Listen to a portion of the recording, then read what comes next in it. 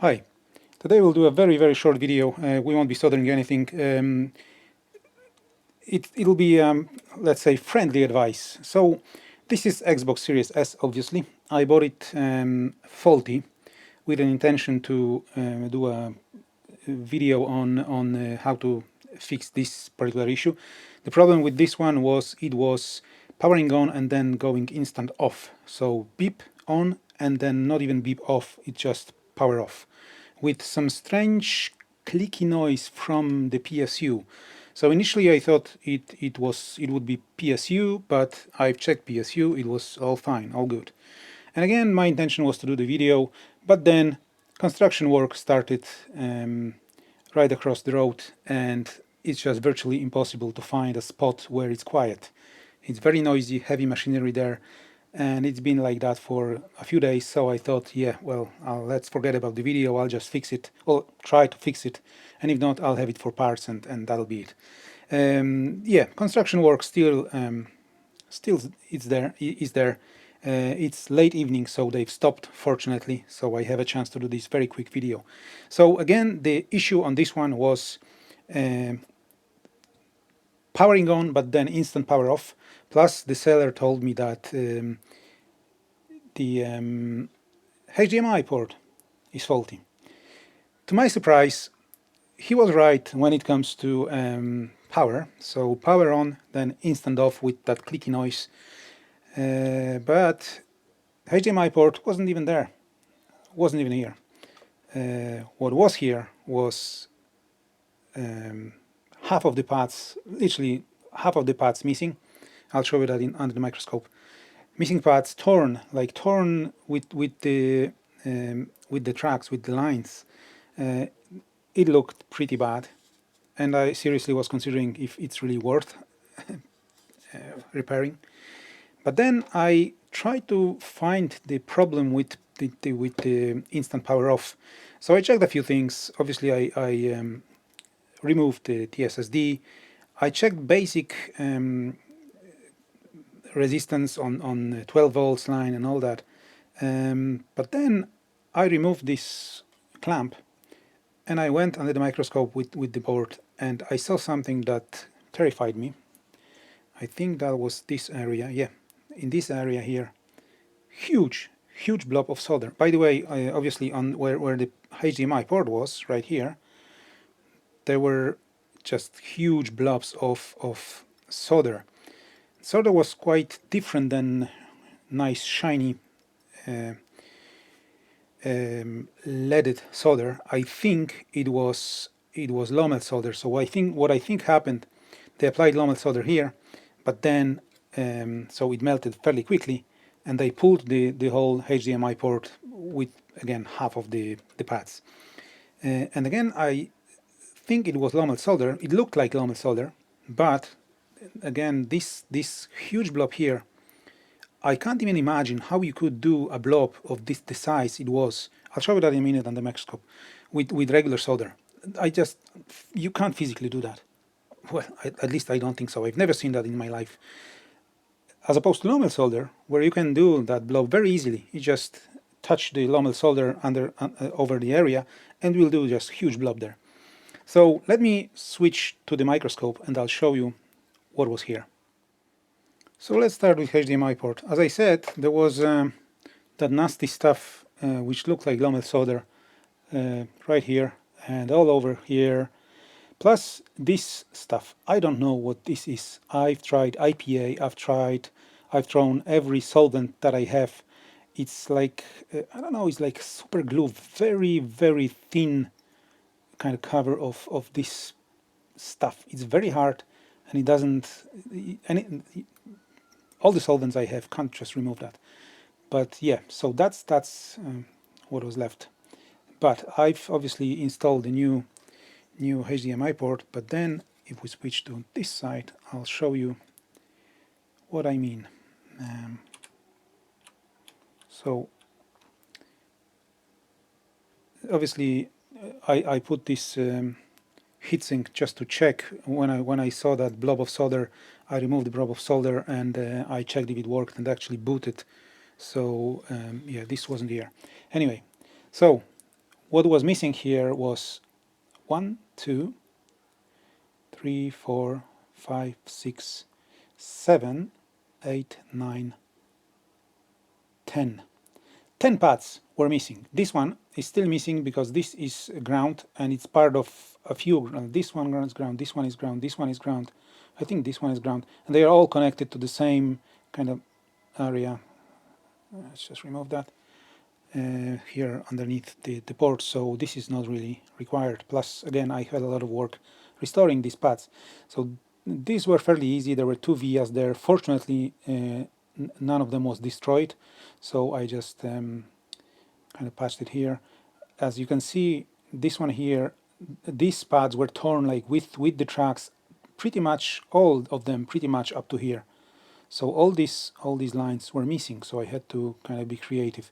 It doesn't look pretty because, again, there's, like, as you can see, there's very little space in between those. So but yeah, I've checked all that for shorts and everything, and it seems to be okay. I didn't test it yet. We'll test it in a minute, but yeah. So that's what I did. And again, I've never seen a HDMI port destroyed to that degree. I mean, somebody obviously had to like pull it with the pads with this lines. So yeah, that was pretty bad. Now let's switch back to the other side and to the area I was talking about. So this is right here. Let me there. See these rows of 4 resistors here and 4 resistors here. And I didn't even know there were resistors here because there was literally a blob of solder of this size. As you can see, still kind of stuff. There's a little bit of solder left here, a little bit of solder left here.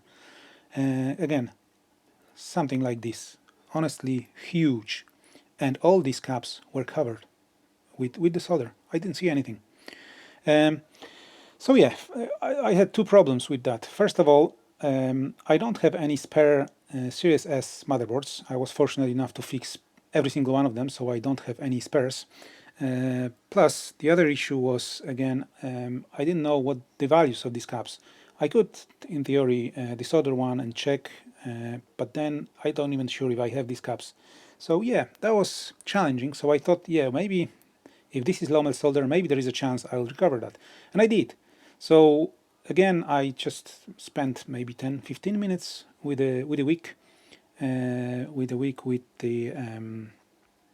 with flux, and literally step by step, like bit by bit, I started removing that solder, and it kind of went okay up to this point and from this side. So I only had like these 3 caps really covered with the solder. And again, I'm pretty sure it was low melt solder, because if it wasn't, these caps would just stick to the wick and they would be gone. But again, I didn't apply huge temperature. I was like, I don't know, 200, 230. And fortunately, as you can see, I could wick off all that solder from here.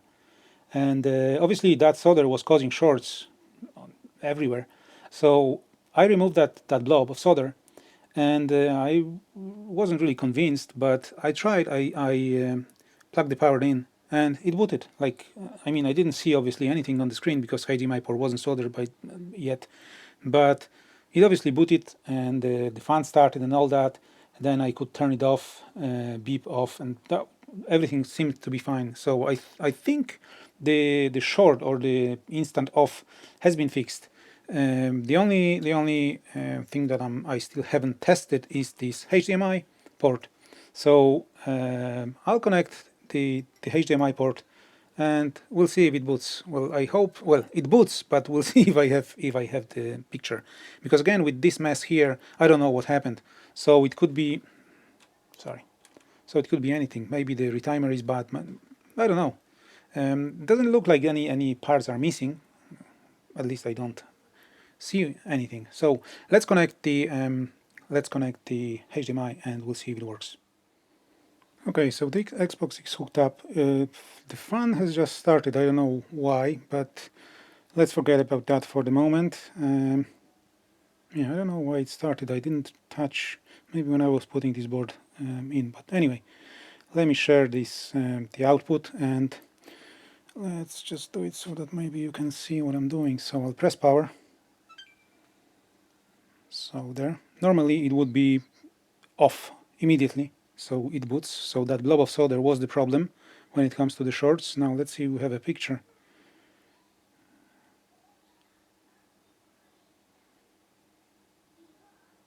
There you go.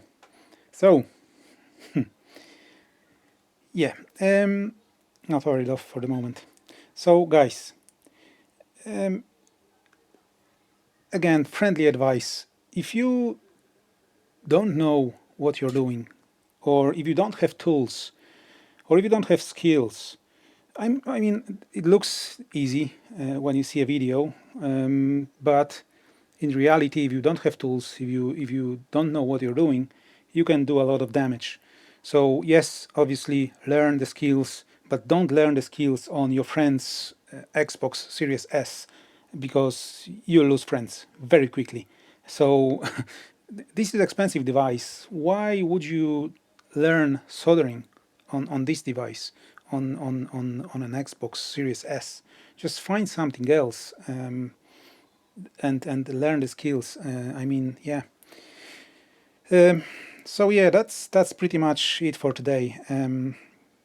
If you have a broken Xbox or any device, and if you're not 100% sure you can fix the device, just give it to somebody who can, and learn your skills on something else, on something that doesn't work. Start small with something simple. Don't try to change HDMI port if you've never done that before. So yeah. That's all for today. The construction site is still there, so I'm not sure when I'll post next video, but yeah, we'll do something else in next video. Hopefully I'll have another Xbox Series S at some point, and I'll do a video on repairing or trying of repair of one of those. Thank you for today. Please consider subscribing to my channel. And yeah, thank you. Thanks.